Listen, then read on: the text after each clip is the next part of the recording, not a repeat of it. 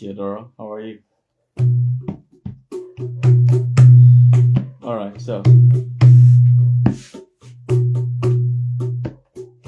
Hare Krishna, Hare Krishna, Krishna Krishna, Hare Hare, Hare Rama, Hare Rama, Rama Rama, Hare Hare, Hare Krishna, Hare Krishna, Krishna Krishna, Hare Hare, Hare Rama, Hare Rama, Rama Rama, Hare Hare, Hare Krishna, Hare Krishna, Krishna Krishna, Hare Hare, Hare Rama, Hare Rama, Rama Rama, Hare Hare,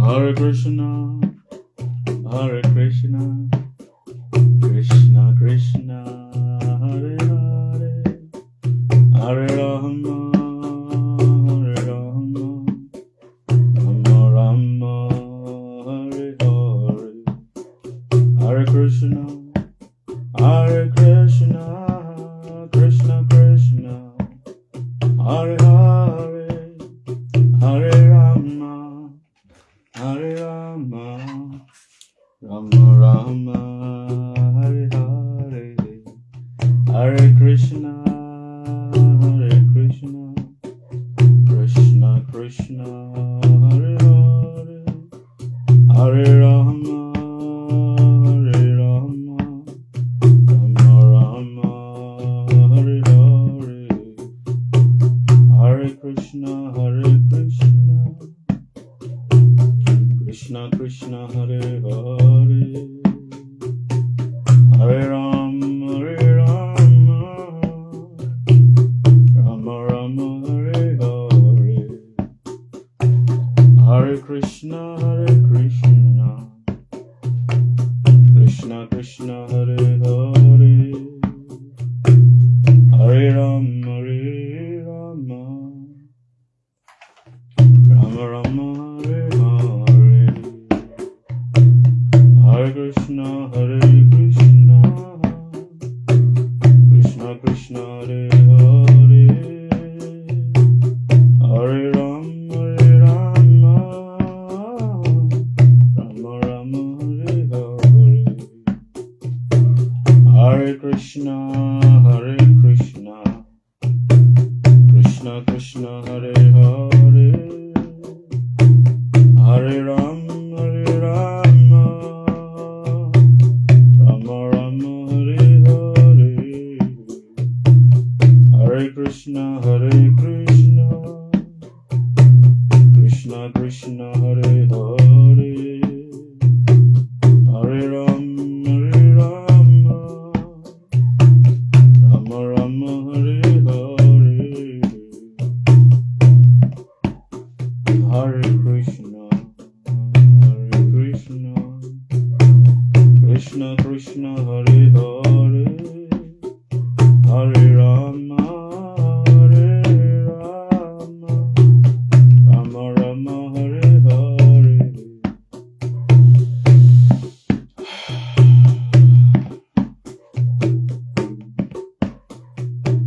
Tvameva Mata Chavitam, Tvameva, Tvameva Bandhu Cha Sakha, Tvameva, Tvameva Vidya Dravinam, Tvameva, Tvameva Sharanam Mama Deva Deva, Tvameva Sharanam Mama Deva Deva, Tvameva Sharanam Mama Deva Deva, Tvameva Sharanam Mama Deva Deva, Tvameva Sharanam Mama Deva Deva, Tvameva Mata Chavitam, Tvameva, Tvameva Bandhu Cha Sakha, Tvameva, Tvameva Vidya Dravinam, Tvameva,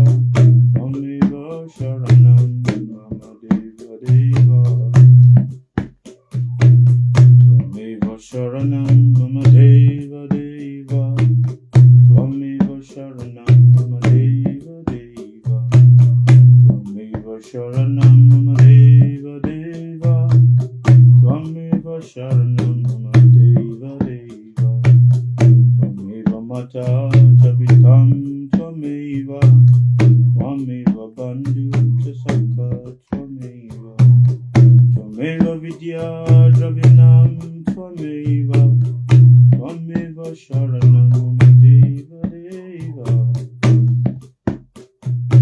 You are my father, you are my friend, you are the shelter of my creation, you are the one that I hold to my heart, you are the Lord of all creation.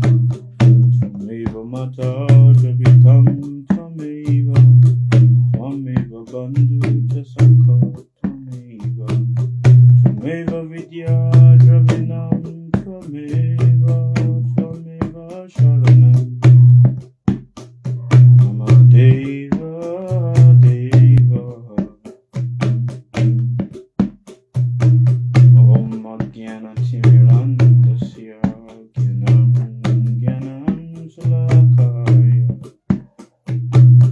Chakshurumilitam Yena Tasmai Shri Gurave Namah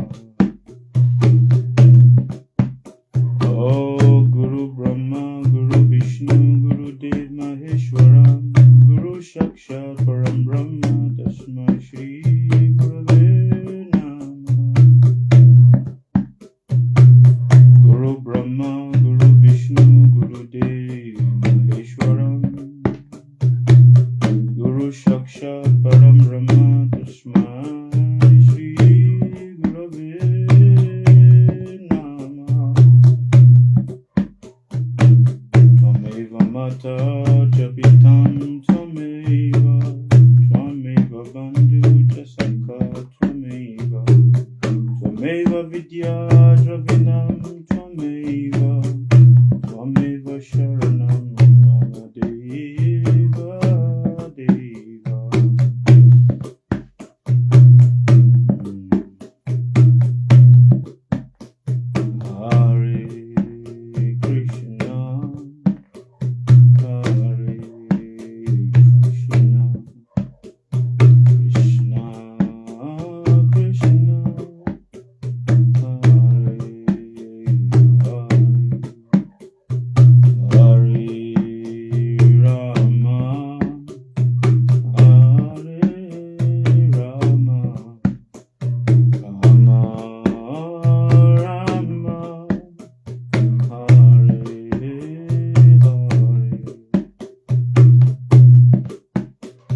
Hare Krishna Hare Krishna Krishna Krishna Hare Hare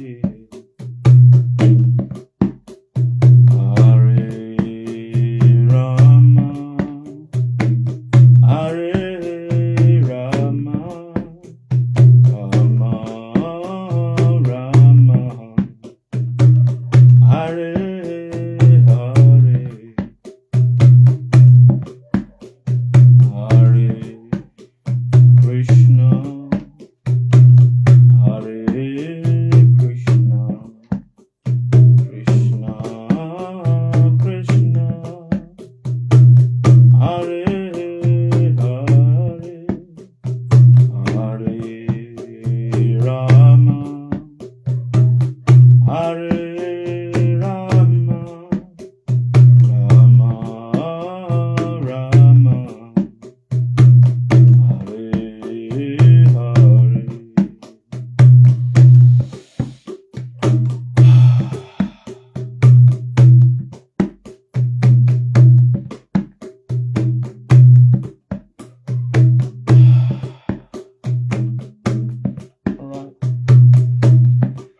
So, as many of you are already aware, there is the invocation occasion that I love to sing to my teacher. My teacher is the amazing grace that has ever happened in my own life. The growth of an initiate, the growth of a disciple is fully dependent on the mercy he receives from the teacher. For one is blind and one knows no truth, if there have not been people that acted in ways to reveal the truth to an individual.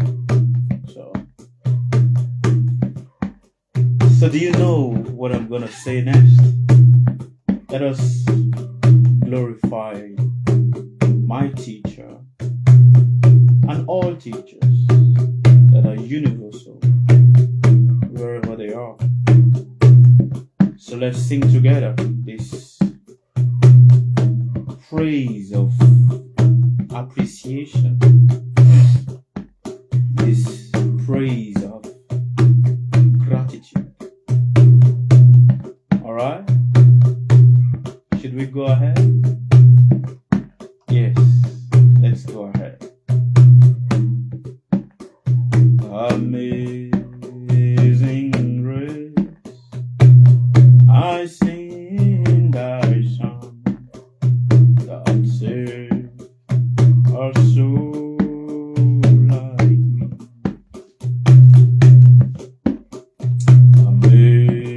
Amazing grace, I sing thy song that saved a soul like me. I was once lost, but now I am found. Was blind, so blind, but now I see. Amazing grace, I sing thy song that saved a soul like me. I was once lost, but now I am found. Was blind, so blind, but now I see. Amazing grace, so God ever sing thy song that saved a soul like me.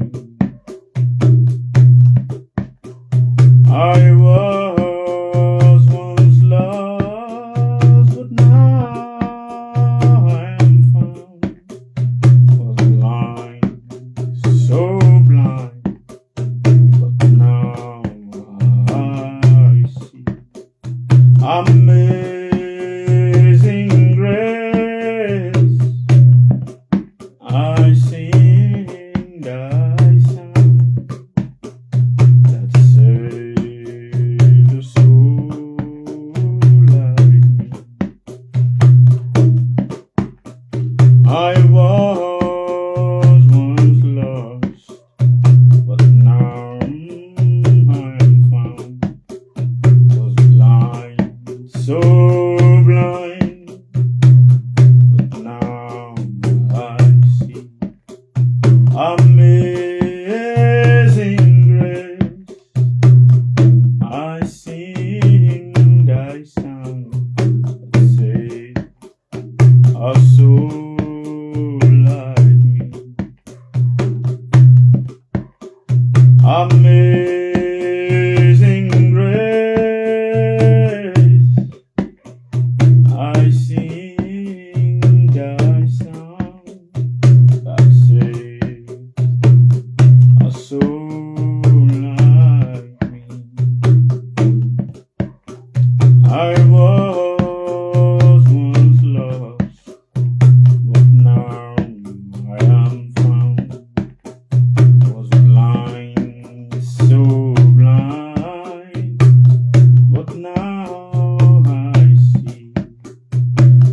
Amazing grace, thank you very much for saving a soul like me. Amazing grace, thank you very, very much for saving a soul like me. I was once lost, but now I am found. Was blind, so blind, but now I see. Amazing grace, thank you very much for saving a wretch like me. Hare Krishna, Hare Krishna, Krishna Krishna, Hare Hare, Hare Rama, Hare Rama, Rama Rama, Hare Hare, Hare Krishna, Hare Krishna, Krishna Krishna, Hare Hare, Hare Rama, Hare Rama, Rama Rama Rama, Hare Hare. Amazing grace, thank you very much for saving a wretch like me. I was once lost, but now I am found. Was blind, so blind, but now I see.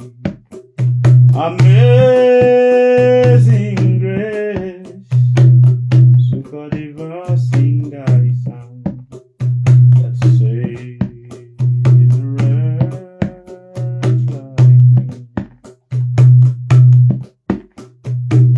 Tvameva Mata Japitam Tvameva, Tvameva Bandhu Chasaka Tvameva, Tvameva Vidya Dravinam Tvameva, Tvameva Sharanam Mama Deva.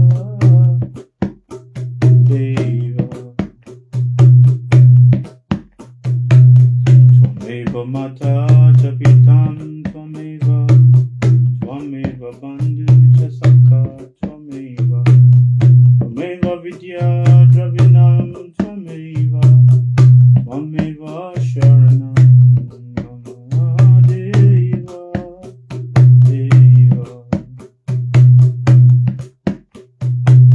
Tvameva Mata Japitam Tvameva, Tvameva Bandhu Chasaka Tvameva, Tvameva Vidya Dravinam Tvameva,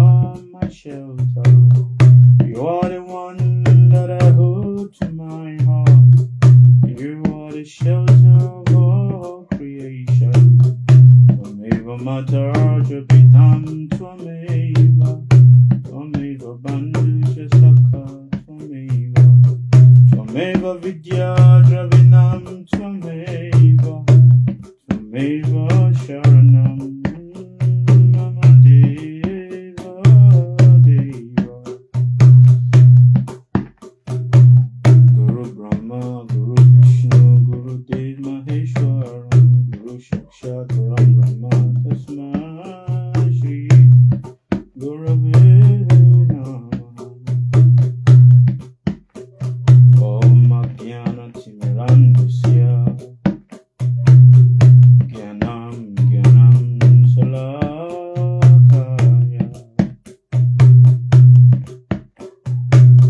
Chakshurumilitam Yena Tasmai Shri Gurave Namaha. Tasmai Shri Gurave Namaha. Tasmai Shri Gurave Namaha.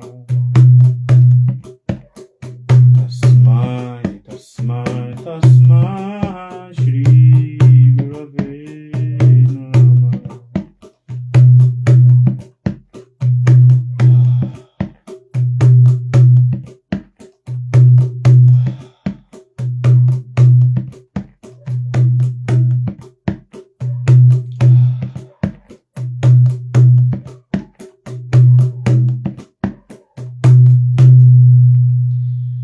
Okay, so thank you very much for your time. I appreciate each and every one of you for being patient with us. And yes, so today I want to speak on an important matter. When psychological problems disguise themselves as spiritual awakening. Hello, Wana Emi. How are you? What does it mean? Psychological problems that disguises themselves as, spiritual awakening. Many of us in today's spiritual environment, in today's climate, we are suffering from a dangerous confusion. Hello, Eddie Obi Hina. How are you? How are you, Eddie Obi Hina? Many of us are suffering from a very dangerous confusion. And what is this confusion? This confusion is the push and pull of psychological problems. But these psychological problems disguises themselves as a spiritual truth, or we call it spiritual awakening. How do you know that you are actually awakening? How do you know that you are passing through a spiritual awakening? Or how do you know that everything that is happening in your life is the universe that is speaking to you, or the universe that is trying to wake you up? How do you know? Because we mistake psychological disorders for spiritual awakening. And this confusion is not innocent. It harms the individual. Many of us, with our own hand, we are actively harming our own self.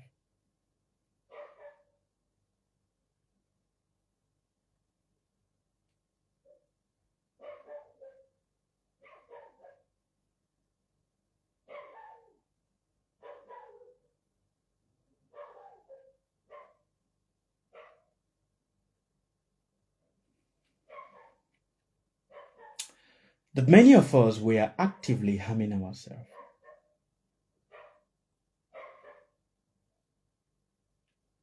And because we are actively harming ourselves, we become weak.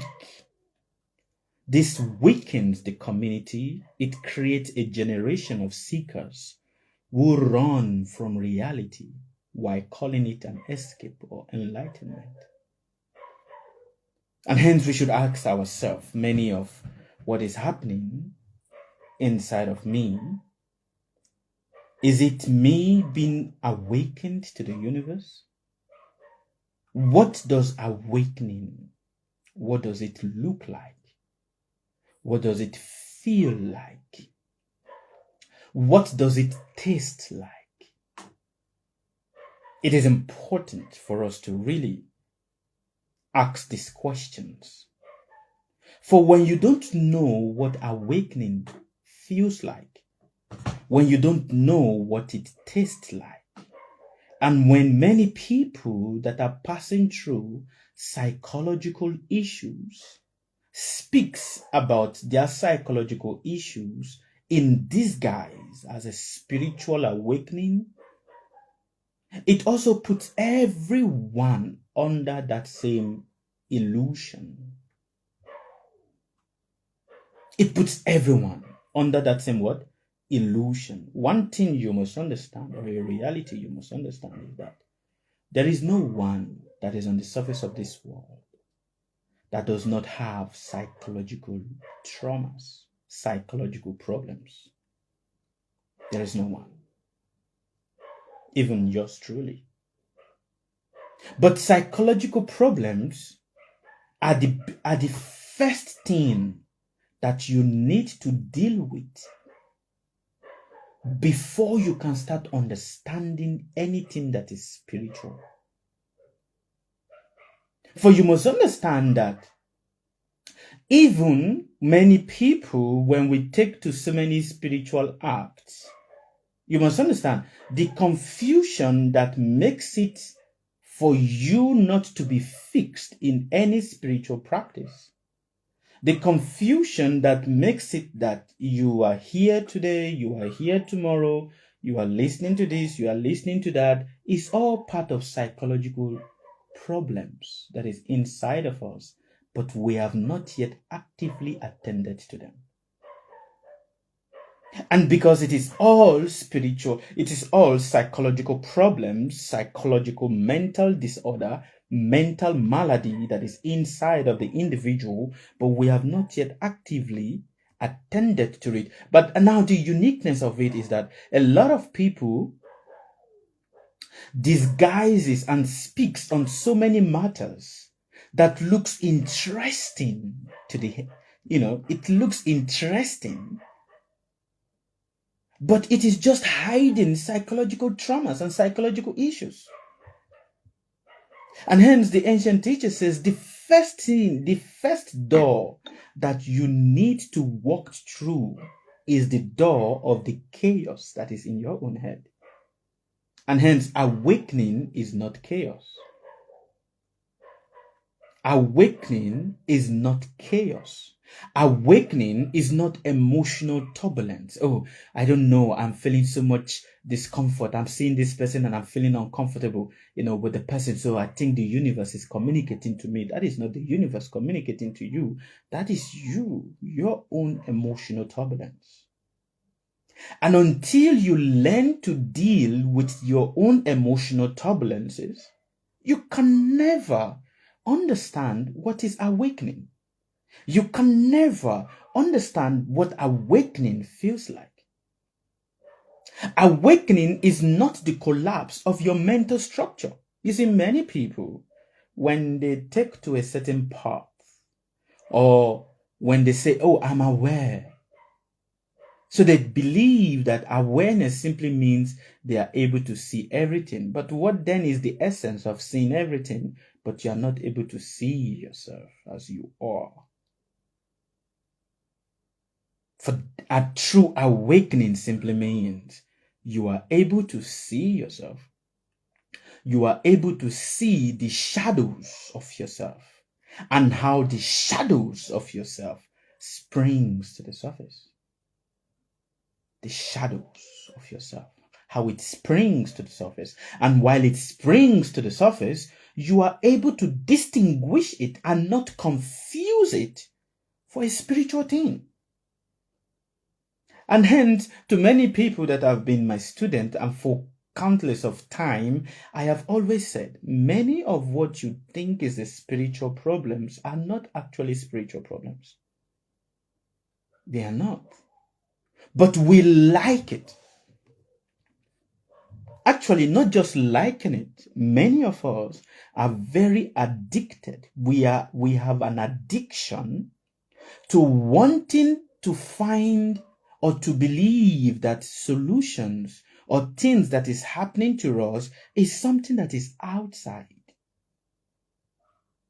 The universe is speaking, the wind is blowing. Why is the wind blowing like this? Why is the lizard looking at me and nodding its head? Why is the cockroach always coming around me? Why do I have this kind of dreams? Why is this happening? Why is that happening? We like to believe that. We love to believe that. And because we love to believe that, and we look for someone that is also mentally unstable to give an explanation as to it. I always say to some students that are intimate when they call me and when we talk, I always say to them, there is a national anthem of all spiritual people. There is a national anthem of all spiritual people. And what is that national anthem? The national anthem is that someone is out to get you. Someone wants to get you. Someone is jealous of you. Someone is envious of you. And that is why you are not making progress. Someone is thinking so bad about you. And that is why your finances are not working. But the reality is, it is none of that. If people are not jealous of you, if people are not envious of you, how then do you know the quality of your progress? You need the jealousy of people, because the jealousy of people and the envy of people is what you use to measure the quality of your progress. So you need, there's so many haters. I have people that hate me. People don't like me. Do you know what that means? People don't like me, people hate me. It simply means when you speak and people counteract what you say, we don't like it. Thank you very much, B. We don't like people counteracting what we say because we want whatever we say to be the ultimate. In a relationship, in a friend cycle, in a place of work. We want whatever we say, which is also our need. It's a subtle need for control. Every one of us have a subtle need for control. And because we all have a subtle need, a subtle craving for control, when someone seems to be antagonist towards our idea, or towards the words we say, or towards the idea we present, it's an enemy, it doesn't like me. So we take it as what? A spiritual thing. Why is it that I'm trying to do so many things and it is not working? Why? What is the problem? It's a spiritual problem. The reality is they are not. Many of these are just psychological problems. But the thing about psychological problems is that it is so expert. Psychological problems is so expert that it masquerade, it's like it masquerade exactly like a spiritual thing. And if you don't have the eyes to see it, if you don't have the intelligence to look at it, you will easily confuse it to be something spiritual, while in reality, it is not spiritual. To understand the beginning of psychological traumas, it is important to go back to the beginning and to the origin of men. To understand psychological traumas, psychological problems, it is important to go back to the beginning of man. And what is the beginning of man? It is important to go back to the early stages of how your ancestors were under the influence and were tormented by the wind. They were tormented by wild animals and their need for survival.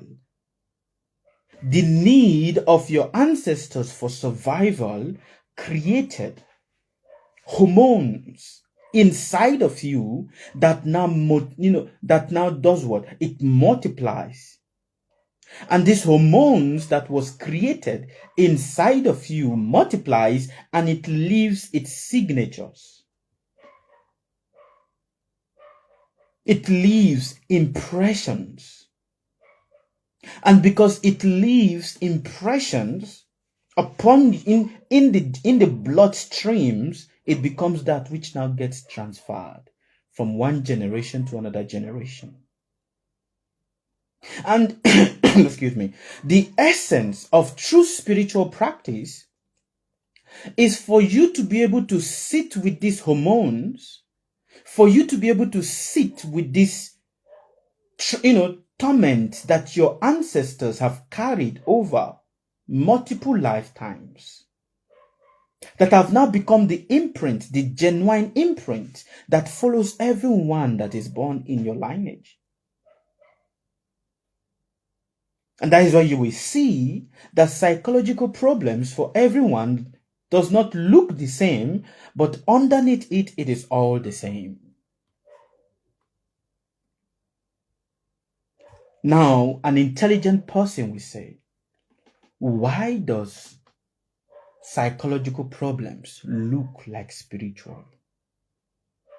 Because psychology deals with the mind and spirituality also deals a little bit with the mind. Man, know thyself is the beginning of the word that was etched on the altar or the entrance of the altar of Delphi. Man, know thyself. This is the beginning. This is the first sentence that was etched at the entrance of the altar of Delphi. And everyone that enters into the altar of Delphi, that is the first sentence they see. Man, know thyself. Man, know thyself. Know that there are psychological traumas that you have inside of you. Know that there are psychological problems that you have inside of you. And until you are able to truly distinguish, what I mean by distinguish is to separate it and understand it, only then will you say awakening have started, or true spiritual awakening have started. But until you really understand it, you will confuse spiritual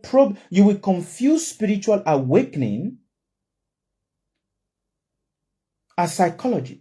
And you will confuse psychological distresses to be spiritual awakening, while in reality, they are none. They are different. Awakening is not emotional turbulence. Awakening is not the collapse of your mental structure. Awakening is clarity. Ruthless, honest clarity. But to reach this clarity, a person must first stop lying to themselves about their inner wounds. A person must first stop lying to themselves about their what? Their inner wound. You must understand, we all carry inner wounds in us. Every one of us. We carry inner wounds. And it is these inner wounds that we carry that we start thinking to be spiritual. Why did my mother behave to me the way she behaved? Why did I pass through so many difficulties in my childhood? Why were people mean to me? Why did my husband betray me even though I was honest with him? Why did they steal my money? Why did they lie upon me? Why did people look at me the way they are looking at me? All of this are psychological wounds. Because the actions of people does not influence you spiritually. Let me tell you a gospel truth, a truth you may not be comfortable with. The actions of people does not affect you spiritually, it only affects you psychologically. The interpretations of the actions of people is not interpreted spiritually, it is only interpreted psychologically. So it starts from the psyche, it starts from the mind. And in that psychological, interpretations, we get lost. Many of us, we get lost. So why so many confuse these two? Because spiritual language speaks in dignity. It gives dignity to your suffering. Because spirituality, listen attentively, spiritual language gives dignity to your suffering. And because it gives dignity to your suffering, it is easy to think that your sufferings are spiritual.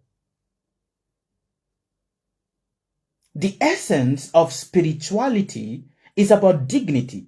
Dignity in seeing what you are passing through and in accepting what you are passing through. But because it speaks in the language of giving dignity, we start confusing it to be what? Spiritual. Spiritual language gives dignity to your sufferings. It gives dignity to your psychological sufferings.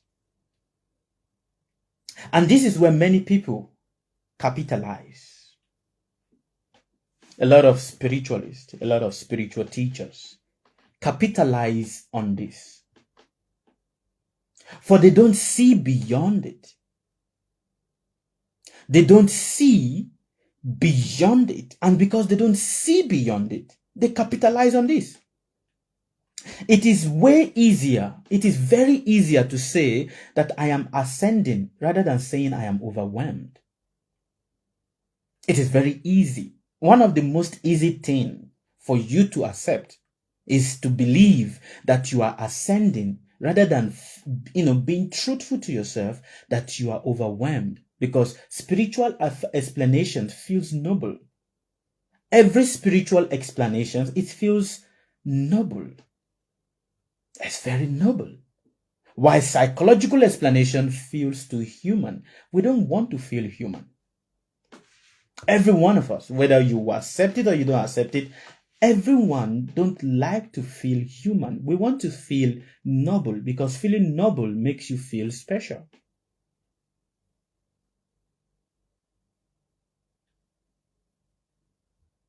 Do you understand? Feeling noble makes you feel special. And because feeling noble makes you feel special, we say it is a spiritual thing. Because psychological problems, accepting your psychological problems makes you feel human, makes you feel fallible.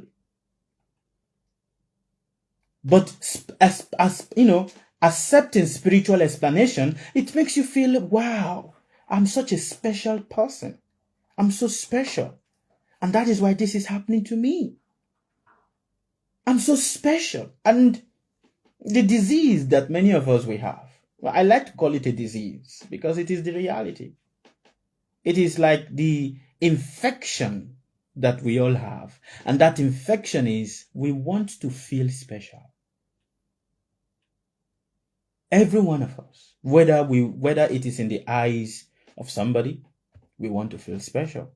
In the eyes of our lover, in the eyes of our children, in the eyes of our parents, in the eyes of our friends, in the eyes of, our colleagues, wherever we are, there is a need to feel special. And the moment that need, the moment that feeling of specialty gets affected, we start becoming unstable. The moment someone attack your need for feeling special, or someone did not give you that special treatment or special, at least speak to me in a dignified way. Don't speak to me in a way that is not dignified. Speak to me in a proper way. Don't speak to me in a way that is not proper. I'm a soul. Don't you know I'm spiritual? So you should speak to me in a spiritual way. The moment that gets affected, we start thinking that, there's something wrong somewhere. There's something wrong somewhere. And weak teachers encourage this fantasy. Weak teachers encourage what? This fantasy. Many teachers don't want students to grow independently. That is the reality. Many teachers don't want students to grow independent. So everything becomes a sign, a download, a shift. Oh, you are having a download. When you are having trauma and your body is shaking, it is a download. It is not a download. It's a nervous sickness, a nervous distress that your body is speaking to you. And hence it says, man, know thyself. The beginning of knowing yourself is to understand the organism of your own body. For when you don't understand the organisms of your own body, I went to this place and I was just feeling somehow. I was not feeling so comfortable at all. People were looking at me and I was just getting, what is that national anthem? Bad vibes. Oh, people are sending me bad vibes. This person is just so negative. He's just sending me bad vibes. No, you are having a psychological problem.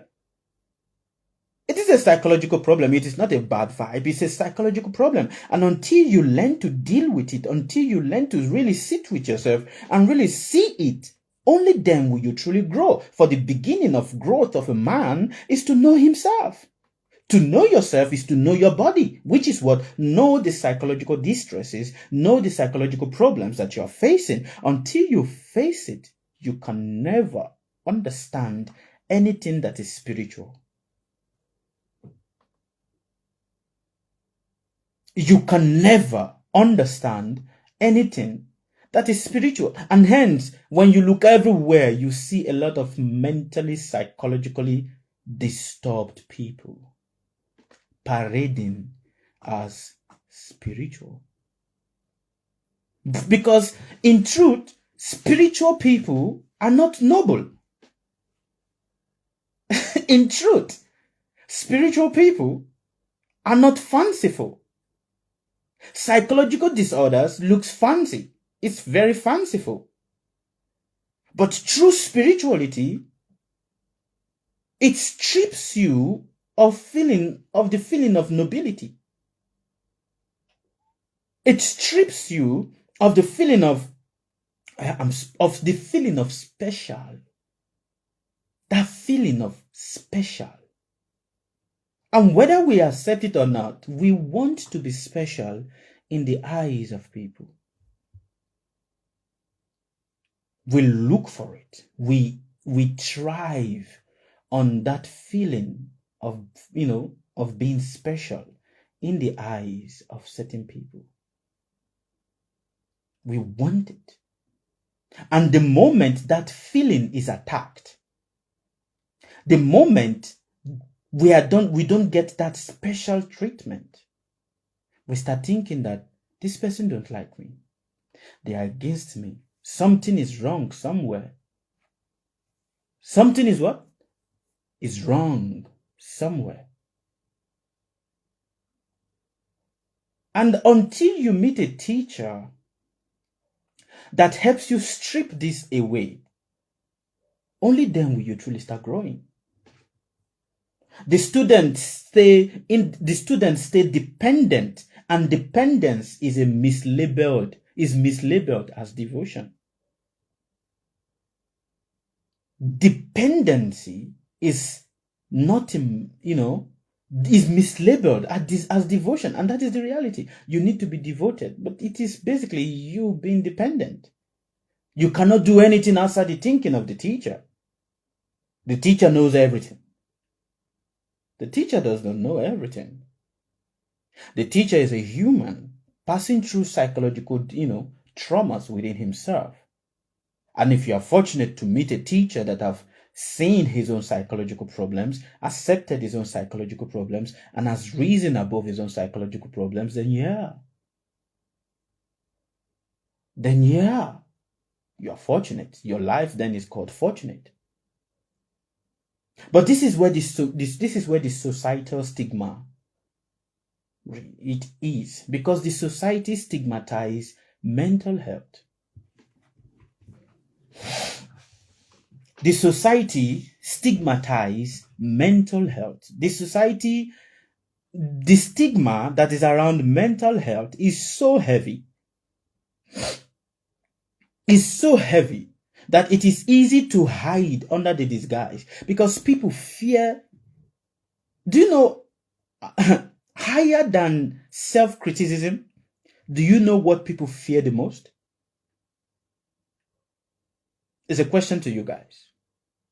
Higher than self-criticism, do you know what people fear the most? People fear societal judgment.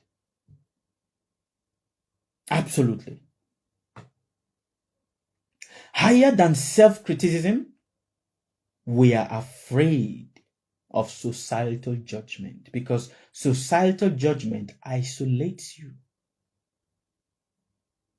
That feeling of isolation, we are very afraid of it. We don't like it.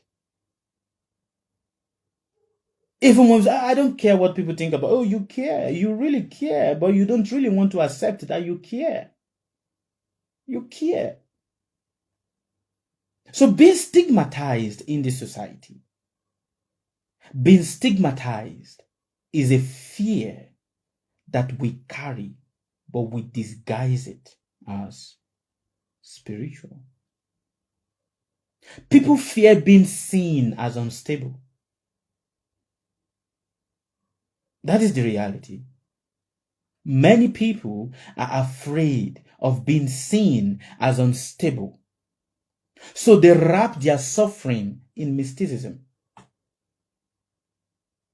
They wrap their suffering in mysticism. And over the course of time, when you go to the different places, one of the essence of initiation is to strip you of the stigmatization that you carry. To strip you. And the process of initiation is for you to confront all these psychological problems that you have, which is now said as the inner demons. What are your inner demons, if not your psychological problems? What are the inner demons of a man, if not his psychological problems? That's just it. I have a lot of demons inside of me. It simply means you are psychologically unstable. That which you call an inner demon is psychological problems, psychological patterns that you've not paid attention to.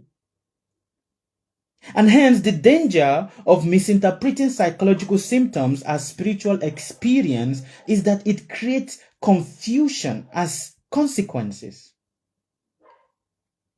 You start seeing your confusion as a consequence to something. These are dangers of misinterpreting psychological symptoms to be spiritual. You start seeing consequences everywhere. You start seeing omens everywhere. You start translating your inner confusion as a consequence to a cosmical reality or a cosmical influence that is coming to you. Am I making sense to you? Am I speaking to humans? Are you hearing me with intelligence and not with emotion? You should hear with intelligence and not with emotion. So the danger of misinterpreting your psychological problems as a spiritual experience is one, people avoid the healing they actually need. One, people avoid the healing they actually need. A man that is in distress calls it an ascension symptoms and refuse therapy. His suffering deepens.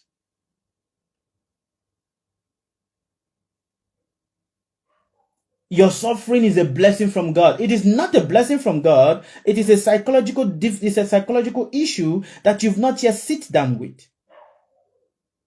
But it is easy to accept it as a suffering from God because we like to feel noble. We don't like to feel human. Your body shows you the reality of your experiences. Your body. And until you are able to really see it, only then will you understand what is going on. 2, emotional instability becomes spiritual identity. You know, when you are feeling disoriented inside of you, you're feeling disoriented. You are feeling like you are in your body, but you are not in your body. Have any of you had that experience? How many of you have had that experience? It's like, I'm there, my body is just there, but I'm not there. It's a psychological problem. It is not a spiritual experience.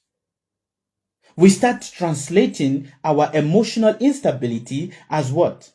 As a spiritual identity. Mood swings get interpreted as a shift in vibration. Oh, your mood is a shift in the vibration that is around you. No, it is your own inner instability that is going on. Oh, I don't know why I'm feeling like this with this person. You know, today I'm feeling happy, tomorrow I'm feeling unhappy. I was just happy some minutes ago, but now I'm not happy anymore. So mood swings get interpreted as a shift in vibration. So many people go for what so many people take to spiritual practices as vibration healing. You need to heal your vibration, heal your vibration, shift in vibration. Yeah, it's a psychological, your body is talking to you, psychological issues. And until you see it and really look at it and deal with it, it will always remain with you. It will always do what? Remain with you, because it is dangerous, because a person becomes attached to dysfunction. Your body wants you to function, but your emotion dysfunctions you. Because your emotions are nothing but compilation of many actions and thoughts. Compilation of what? Many actions and thoughts. And because they are compilations of many actions and thoughts that spans different lifetimes, that spans different psychological distresses of your own ancestors, of the genetics that you carry. And because they span in this way, it's all compiled together inside of you. So you start translating your emotional distress as a shift in vibration, as a spiritual awakening, or as an ascension. It is very dangerous. For at that point, you will start misinterpreting everything that is reality, that is actually trying to reveal itself to you. Disassociation gets misread as what? Detachment. I don't feel attachment for people. Or me, I don't really feel attachment for people. A lot of people say that. A lot of people believe that. I don't feel attachment for people. So when you lose emotional connection, we start thinking that this is enlightenment. So yeah, I'm getting enlightened, because I'm not attached to people. When people talk about love, I don't really understand what that means. Or when people start, coming closer to me, I'm not really able to, because I don't really, feel, people say, I don't feel these petty emotions. No, you passed through extreme difficult traumas as a child, and that is what has left that imprint inside of you. It is a psychological distress. It's a psychological problem. It's a psychological problem. So losing emotional connection is not enlightenment. It's a warning sign. It is a warning sign that what? You need to look within your nervous system. You need to look into your nervous system. And number 5, delusion. We become delusion, and our delusion becomes a doctrine. A person's inner chaos becomes a personal gospel. We start translating our inner chaos as a gospel. They can no longer be corrected because they believe they are chosen. Oh, I'm chosen. I'm chosen. I'm a chosen. You are not a chosen. You are psychologically fragmented. And because you are psychologically fragmented, so you start believing, oh, I'm from Sirius. I'm from the star planet. I'm this, I'm that. I'm this, I'm that, I'm that. You are psychologically fragmented. It's a psychological fragmentation. There is a lot of unnecessary. Your mind is so fragmented because of what? Unnecessary associations, unnecessary experiences that you've had as a child. And this fragmentation of your mind, you confuse as chosen. I am not from this world. I'm from a planet. I'm from a star. There are many people that I've heard say that. I'm not from this planet. I'm from a star. I'm from Sirius. I'm from Pleiadian. People say a lot of things like that. I'm from Pleiadian. I'm from this star. I'm from this star. We speak so boldly on what we don't know. Because what? Like I said, spirituality gives nobility to psychological issues. It does not really humanize it.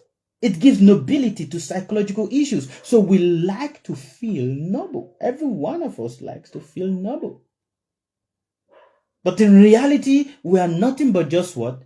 Baggage of psychological disorders.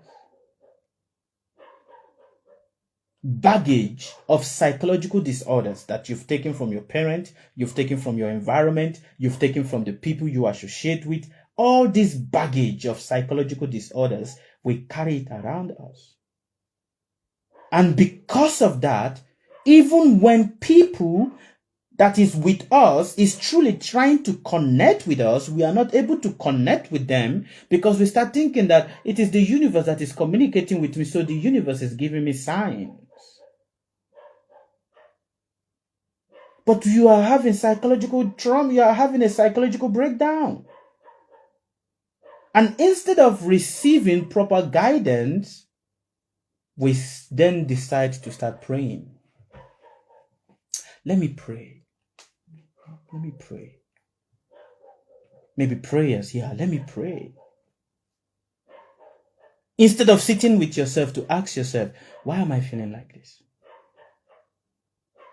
Do you know the highest form of clarity you can get is the day you really sit with yourself and ask yourself, why am I feeling like this? Why did I get angry? Why is this emotion here? And that is why you see every spiritual path you decide to follow basically tells you, sit down with yourself. The problem is not outside, the problem is inside. What does that mean? Your problem is not outside, your problem is inside.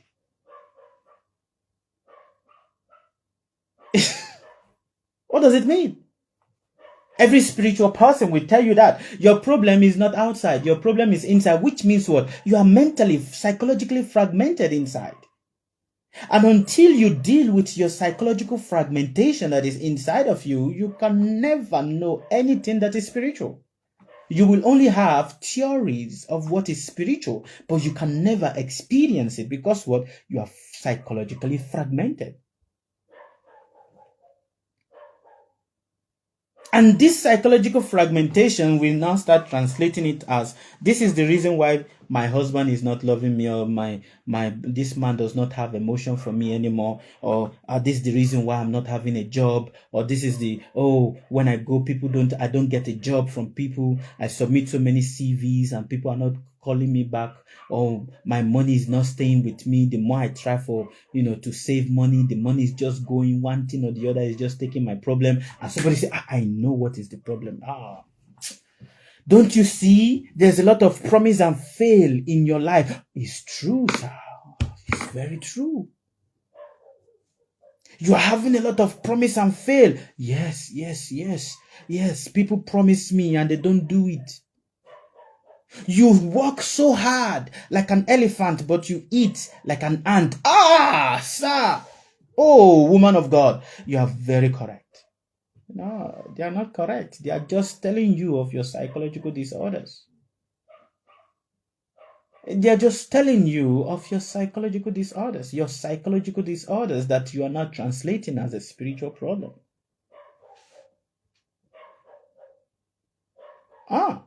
Your psychological disorders that you are translating as a spiritual problem. For it has never been a spiritual problem. It is just a psychological thing, a psychological disorder. Oh, you are having dreams every time. Don't you see? You are having dreams every time. You keep having sex in the dream. Somebody come and start having sex with you and you get pressed when you're sleeping. Oh, you are correct. You are very correct. No, there is nothing correct there. Like I said, we like to feel noble. We like to feel special. Every one of us. And because we like to feel special. So yes, tell me things that makes me feel special.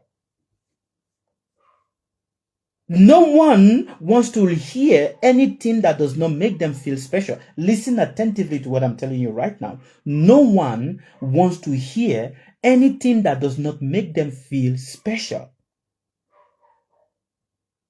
For what makes them feel special is what? Become stories they can say to people. Let me digress a bit. Some years ago, I have a stepfather. His name is Kenneth. This stepfather, his name Kenneth, he was working very nicely. But he's a womanizer. He likes women. And he likes to gamble. Are you understanding me? Listen attentively to what I'm about to say to you right now. My stepfather, he likes women. And he likes to gamble. And he makes a lot of money. But he spends his money on gambling. He spends his money on women. And then he lost his job. After losing his job, he's not able to get another job anymore. No matter how much he tries, he's not getting another job. So he started going to churches. He started doing what? Going to churches. And while he started going to churches,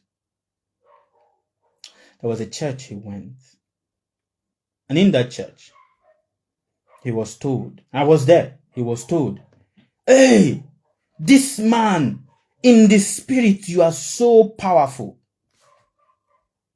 Listen to this statement attentively so you can understand. You are so powerful in the spirit. See so many cars I am seeing around you. So many cars. So many cars I am seeing around you.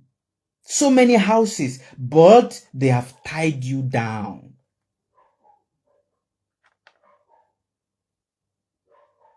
They have done what? They have tied you. They have tied you down. And the person that tied you down is your stepmother. I know it. The person that tied you down is your stepmother. See, so many cars I am seeing. So many cars. When the prophetess was saying, I was like, okay. Naturally, I have a curious mind. Naturally. The way I think is naturally very different. But I was listening. The woman said, I'm going to do deliverance. So they did deliverance for Kenneth. And then he went back home. His problem is still the same. Till today.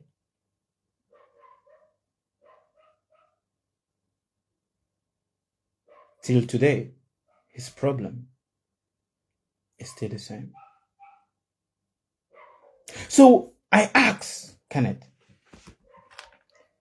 why is it that every time spiritual people wants to talk, it's more about the material things you are not getting? What is the love of God? Is the love of God about material things? Oh, you need to, when, cars, houses, does that really show when God is loving you? And when you lose all of this, does that really show that somebody is against you? That is why you are losing all of this? And this is where we start confusing psychological traumas, psychological problems to be spiritual. This is where we start confusing what? Psychological problems as a spiritual thing. For in reality, the woman said nothing, but rather that which flatters the ego. And hence, many times when we go to meet spiritual people, we don't really want them to tell us anything. We want them to say what is going to increase our ego, that self-image. I know who I am. I know who I am. But it is people that made me to be like this. No, you have always been the way you are. But because you are having psychological issues, you are not accepting it.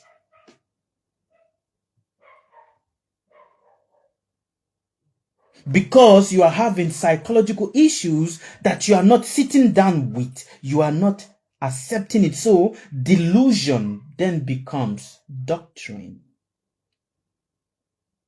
Your delusion becomes a gospel, a truth that you like to then say around. When delusion becomes gospel or a doctrine, when delusion becomes religion, men get lost. When delusion becomes what? Religion, men get lost. Listen, let me tell you something.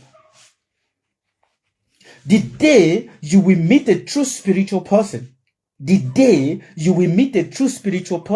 the spiritual person is not concerned about how successful your life is. He's more concerned about what is the inner growth that is happening inside of you. How have you put your emotional disorders into order? Do you understand? How have you put your emotional disorders into order? For that is what the spiritual person will keep hitting up on your head every day, every day, every day, every day, every day, every day, every day, every day, every day.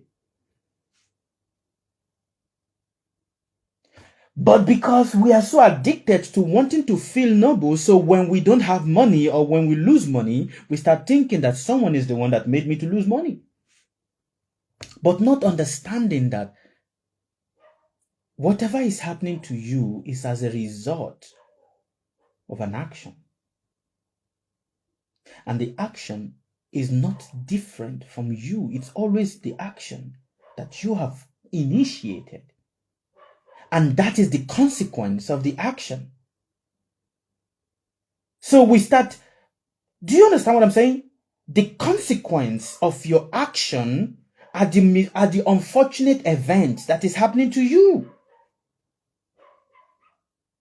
The consequences of your action are the what? Unfortunate events that are happening to you. Not because of a cosmical cataclysm. You are suffering the consequences of the action you chose. You chose. And hence the true spiritual person is the one that helps you to sit down and say, who are you going to blame for this? Let me ask you guys a question. Who will you blame for your misfortune? If not your own action. You chose you did the action. You did. So facing the consequence of your action without judging it. Looking at the consequence of your action without judging it, without romanticizing it, without thinking that, I did not know this person is going to be like this. You do not know the person is going to be like that. I did not know this person is going to do this to me. The consequences of your own action. Your own action. God damn it. Your own action. It's your choices. So your actions brought you here. Because at that point when you were taking that actions, but I did not know how I took the action. I just found myself doing it. Understanding psychological disorders is very important. So many of us, we are so psychologically disoriented that we start looking for people that are also psychologically disoriented like us. We actually start looking for a tribe. We start looking for a tribe. A tribe. Listen to me attentively. Humans are naturally social animals. No one is born in isolation. No one likes to be isolated. So me, I don't like to associate with people. I like to be alone. Yeah, you don't like to be alone. You are just searching for a group of people that have the same thinking pattern like you, which is what? Psychological disorder. A psychological disorder. Me, I like to be on my own. I don't, I like to do my own thing and everything and stuff like that. You're psychologically disoriented and disillusioned, but you want to translate it as a spiritual thing. And your psychological disorders comes in forms of your dreams.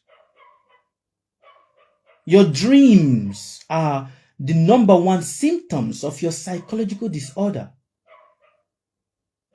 Of your psychological problems, your dreams. And that is why I've always said to everyone that have the ear to hear, to everyone that has the ear to hear, to everyone that have the intelligence to reason, don't take your dreams seriously. For your psychological disorders revealing themselves to you. So they come in form of those masquerade. They come in form of people chasing you. They come in form of, all those, you wake up panting and you are, what is the meaning of this? Oh, what is this? What is that? A few while ago, or some days ago, I asked a man, when you sleep and you wake up from a dream, when you sleep and you wake up, you were dreaming. Do you wake up with the dream or you wake up with the memory of the dream? It's a question to you guys. When you sleep and you in your sleep, you are dreaming, you wake up. Do you wake up with the dream or you wake up with the memory of the dream? Question to you guys. Who are the people that are listening? So you don't wake up with the dream, you wake up with the memory of the dream. So you start using memory to torment yourself. No one wakes up with the dream. No one wakes up with the dream. We all wake up with memory of the dream.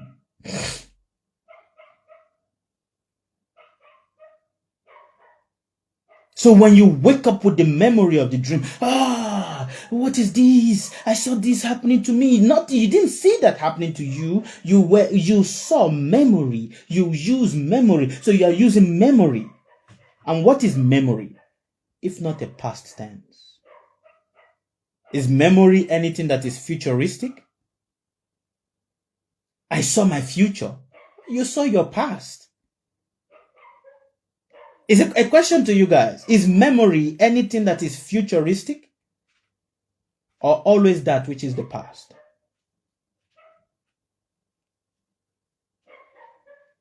Huh? Is memory anything that is futuristic? Thank you very much, Obihina. Memory is never anything that is futuristic. It is always the past. So you wake up always with the past and you use this to torment yourself. You see this psychological fragmentation in a man. But what happened when I saw it and then it happens in the future? It has not happened, but then I saw it and then it's happening. What you saw was the past. So that which is happening is actually nothing but the past. But you are replaying it as the present.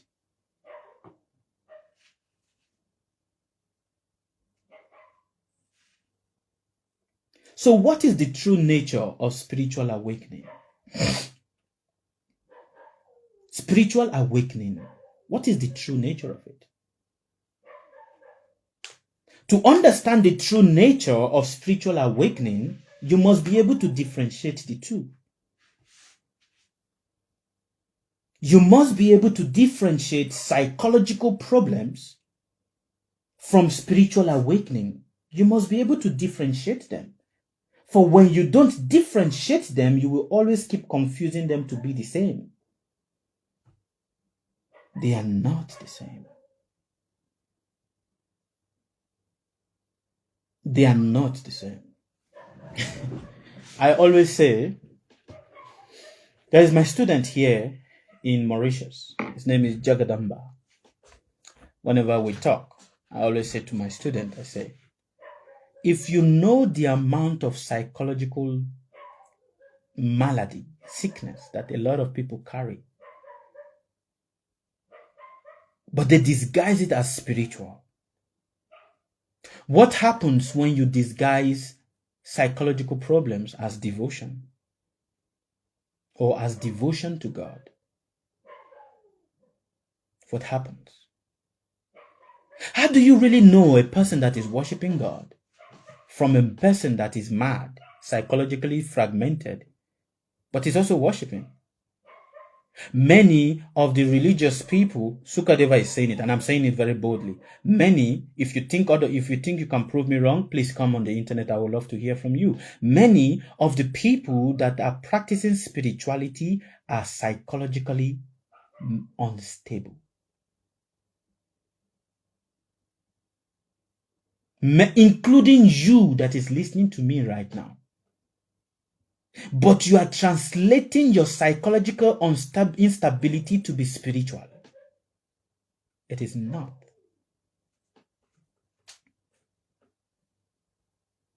Many of the devotion, listen and listen attentively, to you that is also listening to me, many of the devotion you have for God is your psychological instability. But you don't want to face it.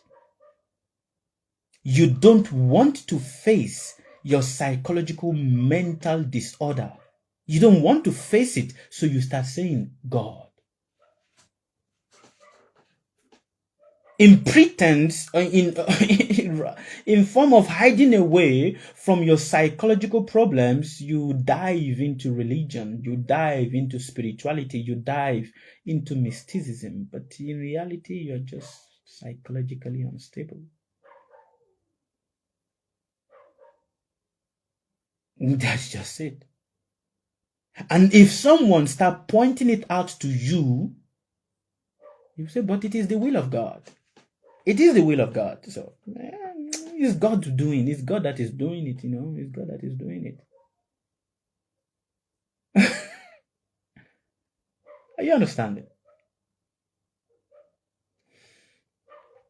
Spiritual awakening begins in the mind.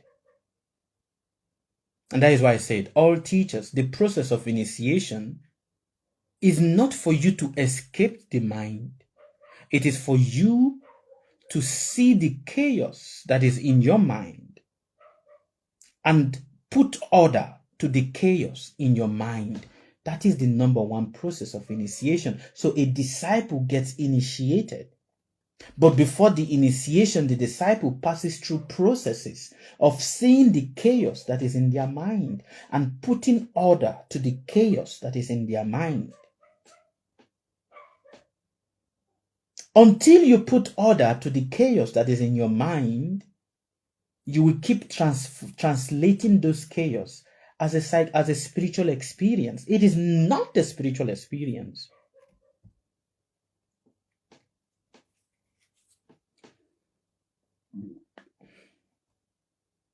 It is not. But it is the beginning of a spiritual experience. Listen to it. There's a difference. There's a difference when something is a spiritual experience, and there is a difference when it is the beginning. A beginning is not the main thing. So, spiritual awakening begins in the mind, but it does not end there. Why? Because psychology examines the content of the mind. Until you examine the contents of your mind and see the contents of your mind. What does it mean? Examine the content of your mind. What does it mean? You must examine the content of your mind, and the way to examine the content of your mind is to always ask yourself questions. Why am I feeling like this? Which part of my body am I having this feeling? Why did this thought come to my head? Not romanticizing it as a spiritual experience, but really sitting down and asking yourself these genuine questions. For the moment you ask yourself these genuine questions, that moment, something else starts happening. Something else starts happening. So yes, psychological disturbance makes you unstable. You become reactive. You become confused, overwhelmed, dependent, disconnected from reality. Psychological disorders makes you what? Unstable. You are unstable. You are unstable not because God is making you unstable. Oh, when God wants to make a man, he breaks him first and then he starts remolding him. That is not true. That is a psychological problem. But we disguise it as a spiritual tenant.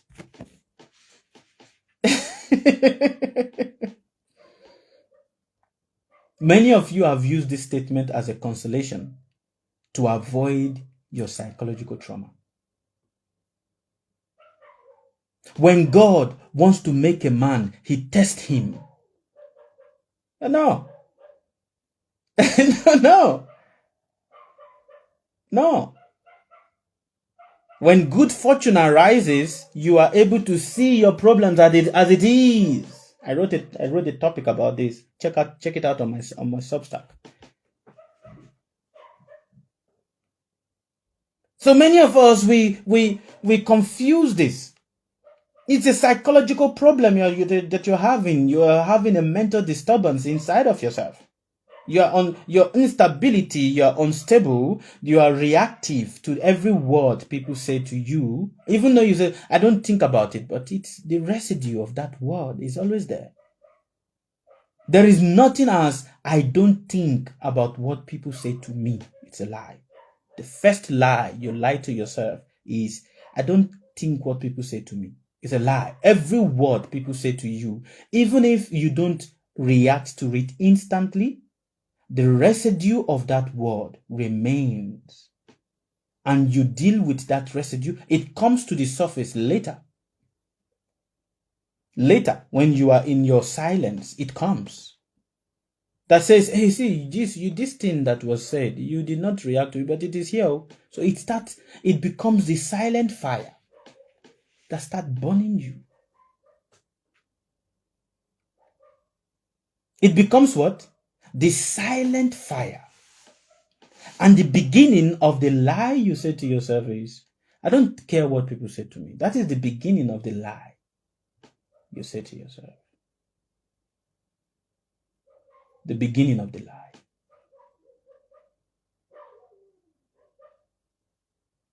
You see that, Momisa?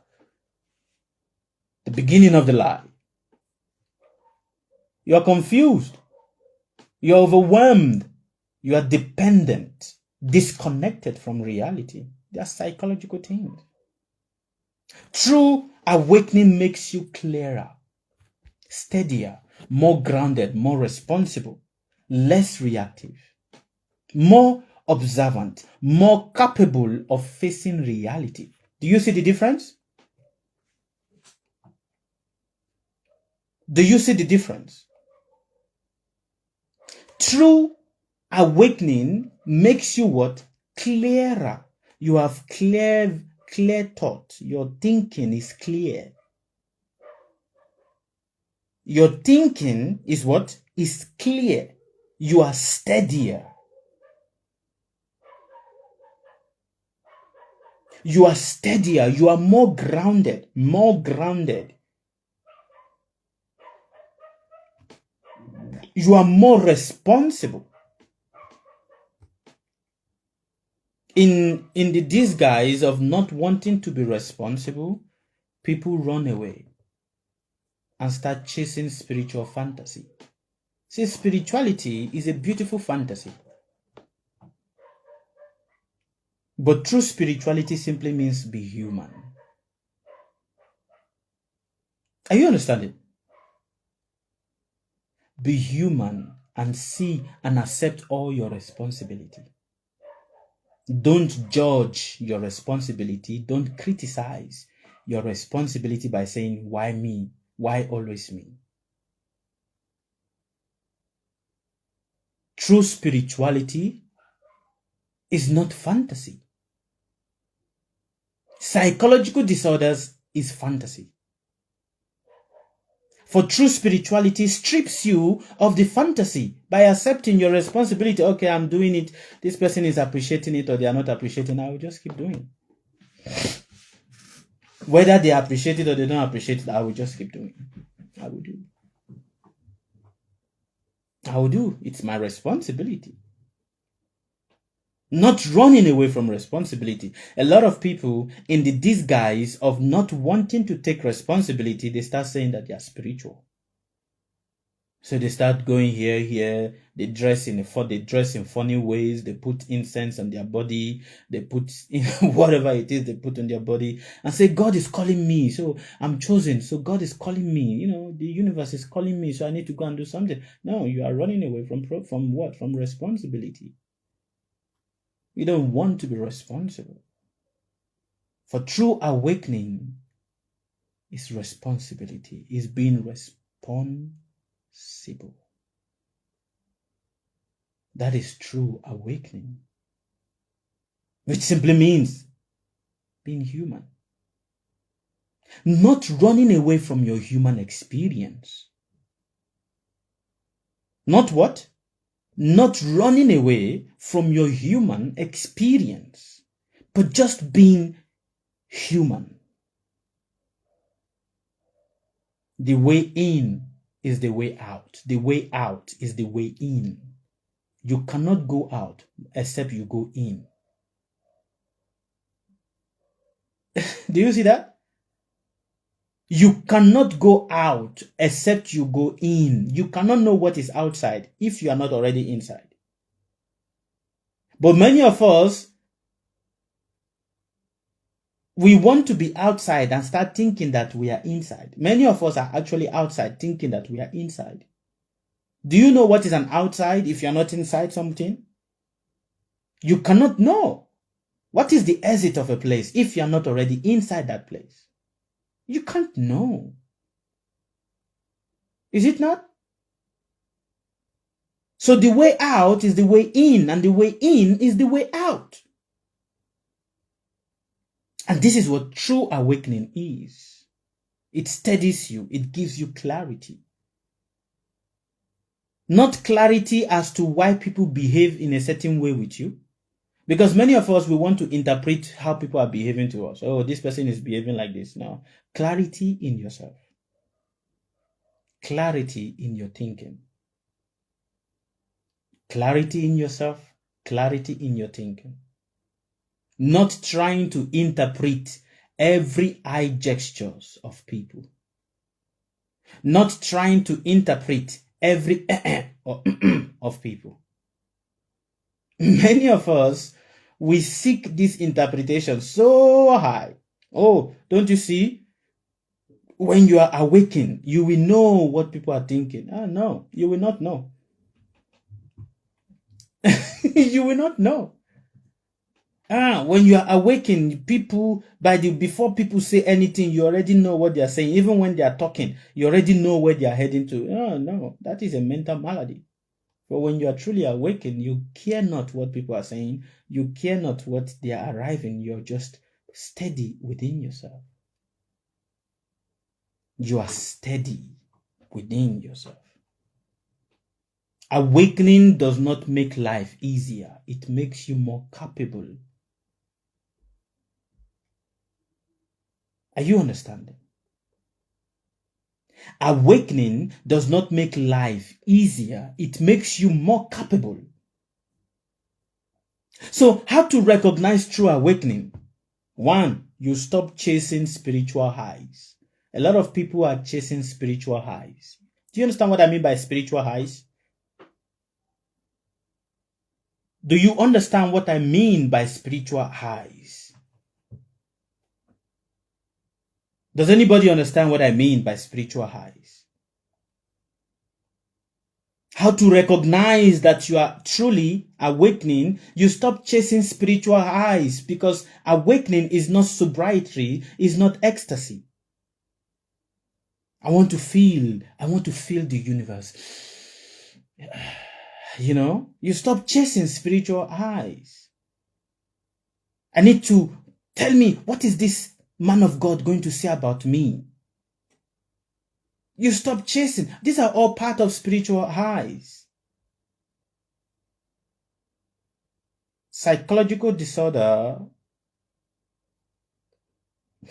Fantasy. Yeah. So you stop chasing spiritual highs. Let me tell you one thing. Spiritual highs is also looking into the future. Wanting to know the future. Wanting to know, what was I in my past? What was I in my past? Who reincarnated me? These are all spiritual highs. They are all what? Spiritual fantasy. So when you are truly awakened, you don't care what you were in your past. Neither do you care what the future is going to be. Do you understand? True awakening is, you don't really, what was I in my past? Who cares? What is the future going to be? Many of people, I'm a spiritual. Man of God, tell me what is coming. What is, just like, I am 100% sure that after this conversation and I start saying, ask me question, people are going to come and ask me, what is 2026 going to be for them? People are going to come and say, I am having so much problem. Tell me, what is the problem? Oh, money is not staying with me. You know, I do my business and my business collapse. People betray me. People don't love me. You know, see, I'm not even married. All of these are all fantasy. All part of the spiritual highs. But truly, when you're truly awakened, you stop chasing spiritual high, because spirituality is not sobriety. It is not ecstasy. 2, when you are awakened, you take responsibility for your life. You don't criticize the people that is around you. You take responsibility for what has been put in front of you. You take what? Responsibility for what? For what has been put in front of you. You don't complain. Oh, why? I have to keep doing this again. Look at me. I'm the only one that is taking care of the children. I'm the only one that is providing for the family. See this man. No, this man is not even doing anything. Oh, look at what this person is saying to me. You take responsibility for what has been put in front of you without complaining or lamenting. True awakening is what? Taking responsibility for what is in front of you. Whether you are a single mother or you are a single father.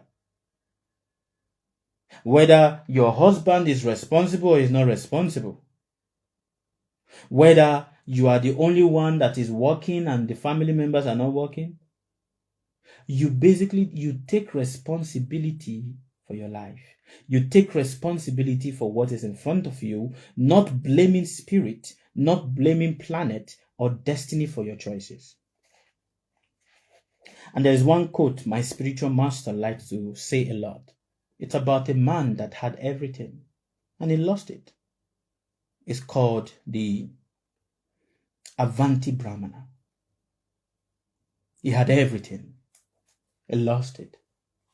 And he was beaten by people. And he says, who do I blame for this misfortune? Who do I blame?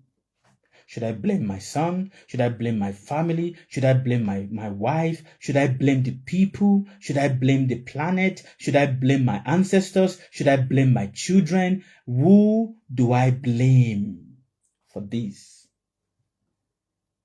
Who do I blame?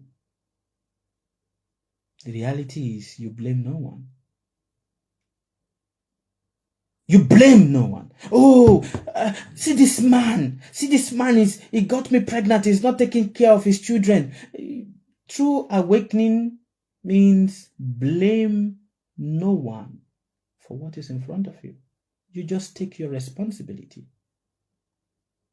You do it without complaining. But understand, it is not easy to do it without complaining.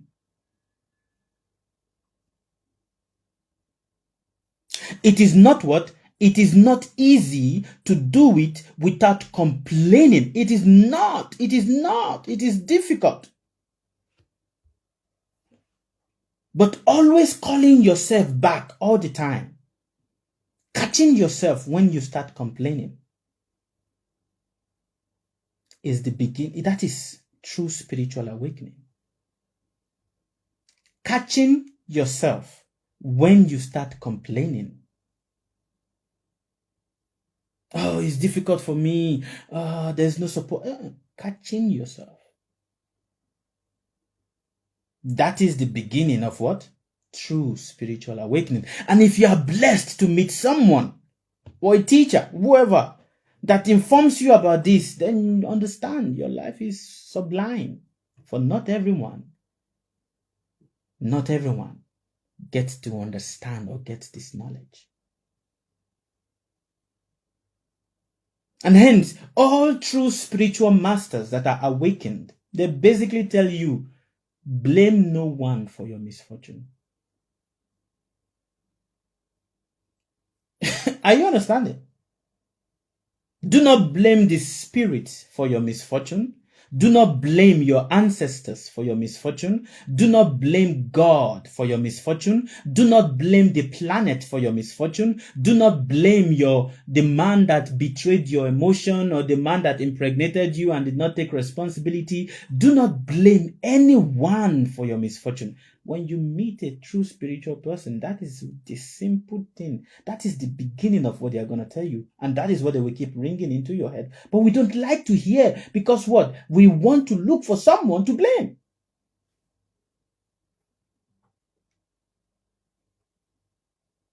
So true spiritual awakening is what? Taking responsibility. Not blaming the planet. Not blaming the spirit. Not blaming the spirit that is in your ancestral lineage.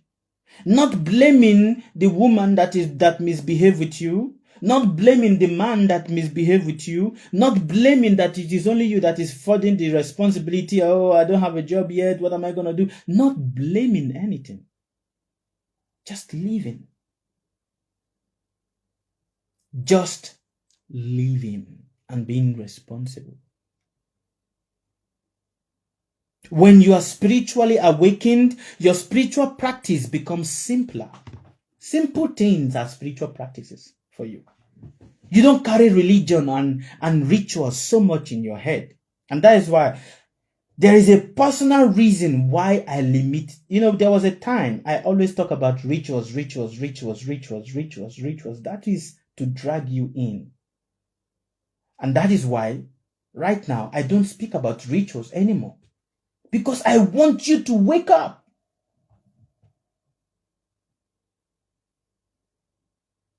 So, when you are truly spiritually awakened and when you are really passing through spiritual awakening, you don't carry rituals on your head anymore. Because everything, your spiritual practice becomes simpler. The reality is you need less, not more. You need what? Less, not more. Oh, if you don't have money, go and do this ritual. Go and do this ritual if you're being disappointed. No, those are denials of your psychological problems.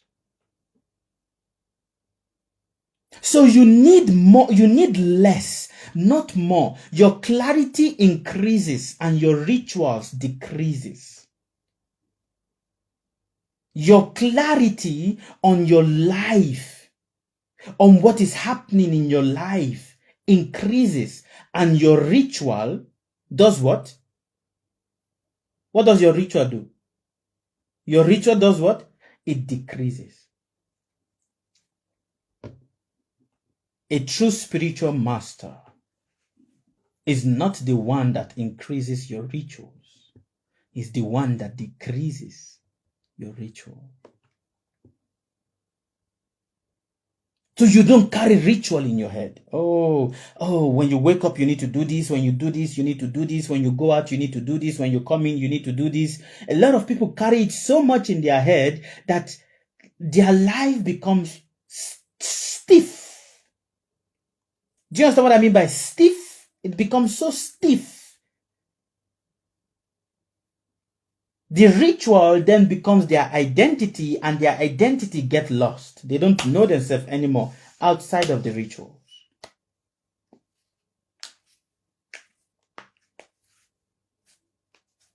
Am I making sense to you?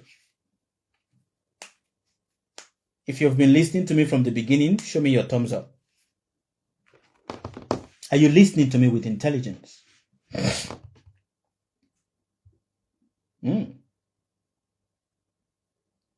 When you really start waking up, when you really start waking up, your rituals are less, because little thing becomes the source of transformation. You don't carry rituals in your head. No, your rituals becomes less. And fortunate is that person. I'm saying it with full conviction because, like I said, amazing grace. Fortunate is that person that comes in contact with a teacher. that shows them the real path, that gives them clarity. Sometimes clarity is confusing. Do you know why clarity is confusing sometimes? It is confusing because our body is addicted to rituals.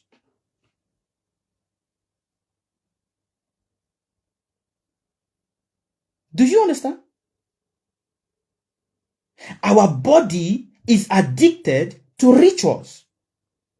So the moment we meet a person that tells you something outside of ritual, we start second guessing the person. There are many of you here that have second guessed me many times. Whether it is me or it is another person. We start second guessing the person. He's not telling me rituals. He's not telling me this. He's not telling me that.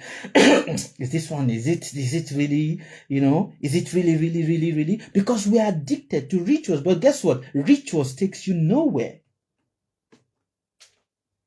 Rituals does not reveal God to you. You don't find God in rituals. You don't find the universe in rituals. Sukadeva said, you don't find God in rituals. It is not the amount of time you pray that you find God. You don't find God even in prayers. You find God in the simple moments of your life. You find the universe in the simple moments of what? Of your life.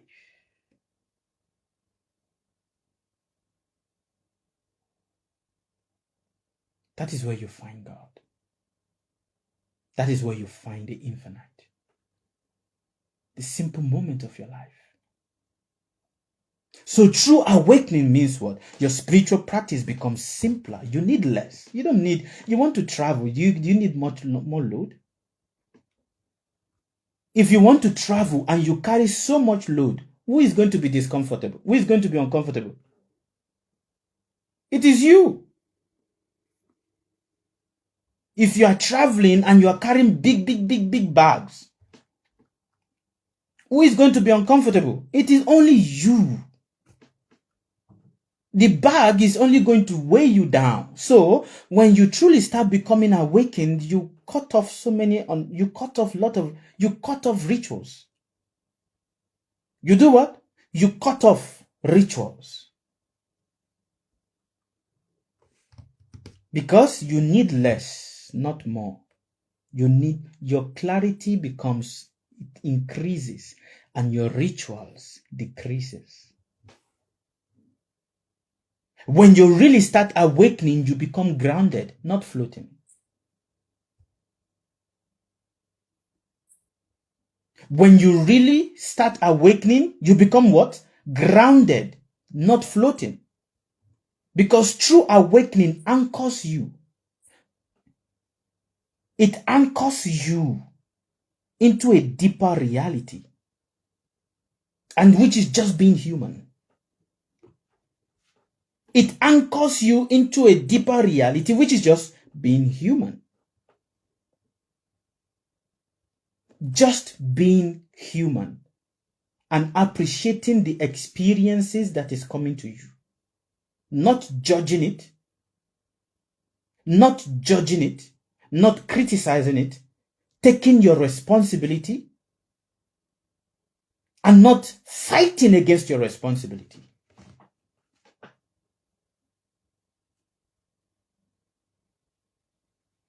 Just accepting it.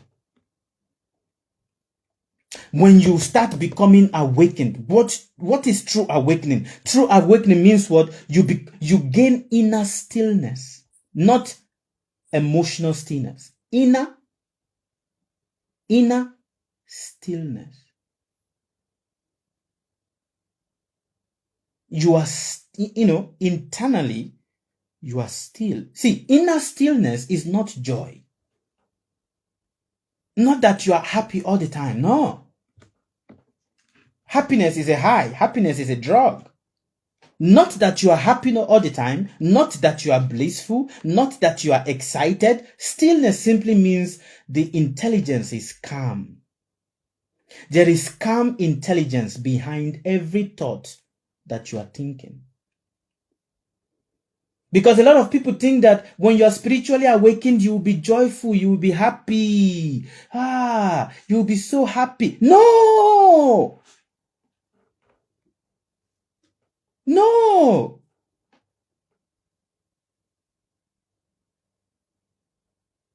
You will not be. But in every thought that you are thinking, there is sound and clear intelligence to your thinking. Your intelligence thinks nicely. It cuts nicely. It is not dull. It cuts nicely. For awakening is not excitement. It is not bliss. It is not joy. It is not happiness. Those are all emotional. They are psychological. But this is what people are looking for. People are looking for bliss.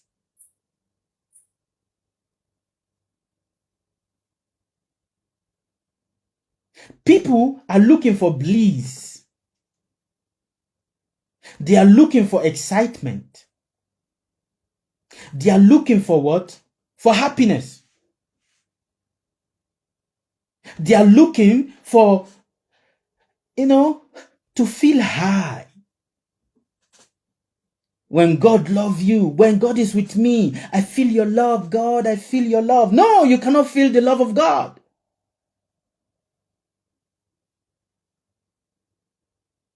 You cannot feel the love of God. For the love of God is pain. What you are feeling is your own emotional, psychological disorder. There is clarity in your thinking. So stillness, be still. You've heard that thought before. Many of you have heard that statement. You need to be still. You need to be still. Being still, people think means sitting down in one place and not doing anything. That is what people think. To be still, people think, oh, okay, just sit down in one place. Don't do anything. That is stillness. That is not stillness. Stillness simply means there is calmness in your intelligence. There is calmness in your what? In your intelligence. In every thought that you are having, your intelligence is calm. That is stillness. It's not the stillness of emotion. Oh, be still. Don't think about your problem. Don't think about this. Don't think. No. People think being still simply means holding your breath and not trying to breathe. No, that is not stillness. That is not stillness. Stillness simply means behind every thought, there is calm intelligence. Behind every thought, there is what? Calm intelligence. When you are awakened, when you are passing through spiritual awakening, you see your ego without pride or shame. It is difficult to see the ego. It is difficult. Because even when we try to start seeing the ego, we become shameful of it. So true awakening, you see your ego without pride or shame. You see your ego without pride or shame. You recognize your patterns without collapsing.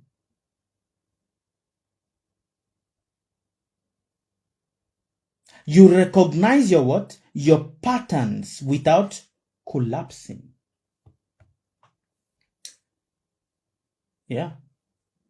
That is true awakening. True awakening, you do not need to announce anything. You do not need to announce anything because what? Awakening does not require an audience.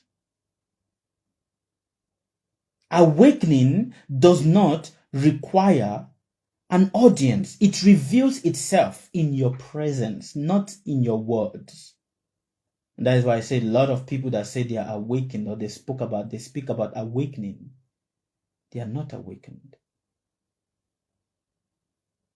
They are just looking for audience. For you truly meet the person that is awakened.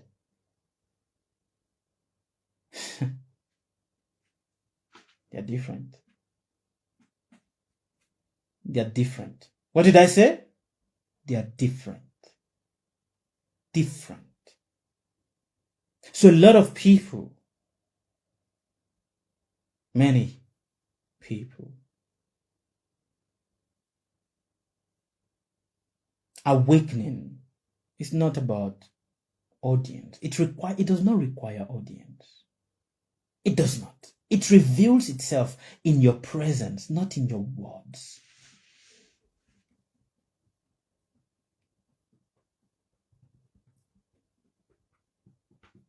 So to be able to finally distinguish this, you must understand if the experience breaks your functionality, if your experience breaks your functionality, it is psychological.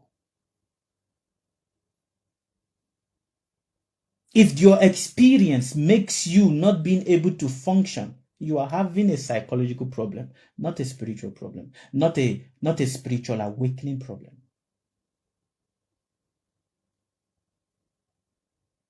Do you understand? If it strengthens your functionality, then that is spiritual awakening. Any experience that breaks your ability to function is a psychological disorder. Any experience that strengthens your ability to function is a spiritual awakening.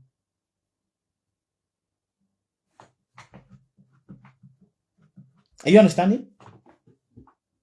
If you are losing touch with reality, somebody was saying sometimes, I don't even know what is real, what is not real anymore. That is a psychological problem. It is not awakening. For awakening means seeing reality with precision. When you see reality, which is your experience, with precision, that is spiritual awakening.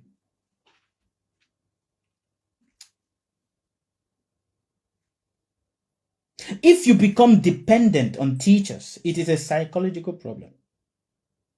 Spiritual awakening simply means you become inwardly able to control and rule your emotions.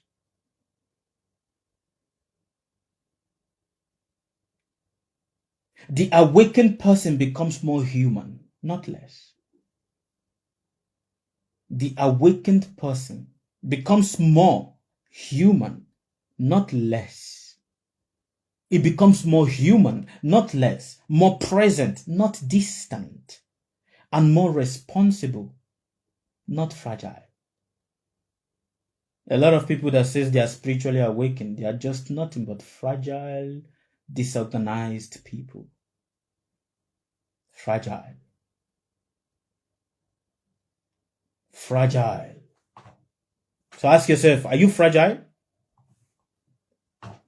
Are you fragile? Are you fragile?